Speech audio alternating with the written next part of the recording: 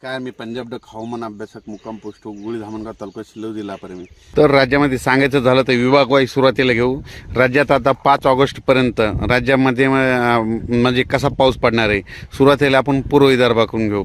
तर सांगायचं झालं तर नागपूर, वर्धा, अमरावती, अचलपूर, वाशिम, अकोला, अकोट, अचलपूर, तसेच बुलढाणा, त्याच्यानंतर जालन्याचा सिंदखेड राजा, तसेच सिल्लोड, त्याच्यानंतर वैजापूर, जळगाव, त्याच्यानंतर मालेगाव, नाशिक, नंदुरबार, धुळे आणि इगतपुरी.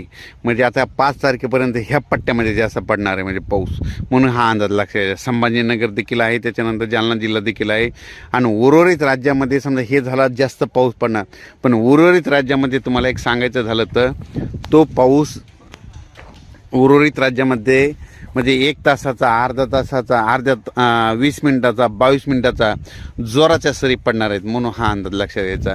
राज्यात एकंदरीत परिस्थिती बघितली तर राज्यामध्ये पाऊस काय आणखीन अद्याप उघडला नाही. शेतकऱ्याची कामे, सर्व शेतकऱ्याला विनंती, जशी वेळ भेटेल तसं तुम्ही काय करा, तुम्ही तुमच्या फवारण्या करून घ्या. कारण की राज्यामध्ये एकदम असं कडक ऊन पडणार नाही. फक्त 6 आणि 7 तारखेला थोडं ऊन पडेल, म्हणजे 2 दिवस, पण ते लगेच त्याच्यानंतर 8-9 तारखेला लगेच परत पाऊस येईल 9 ऑगस्टला.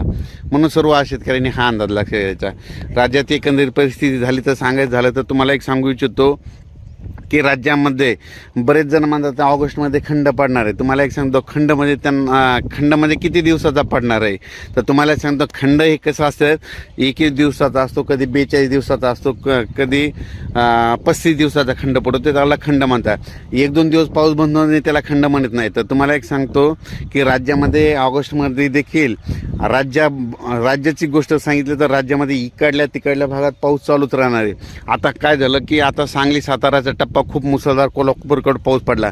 आता तिकडला भाग सोडणार आहे ना, आता उत्तर महाराष्ट्र, विदर्भ, पश्चिम विदर्भ इकडला भाग धरणार आहे, म्हणून हा अंदाज लक्षात यायचा. राज्यामध्ये समजा ज्या ज्या ठिकाणी कडक ऊन पडलं त्या दिवशी त्या भागामध्ये पाऊस जोराचा पडणार आणि शेताच्या बाहेर पाणी निघणार, म्हणून हे अंदाज लक्षात यायचा. अचानक वातावरणात बदल झाला तर परत एक मेसेज दिला जाईल. धन्यवाद.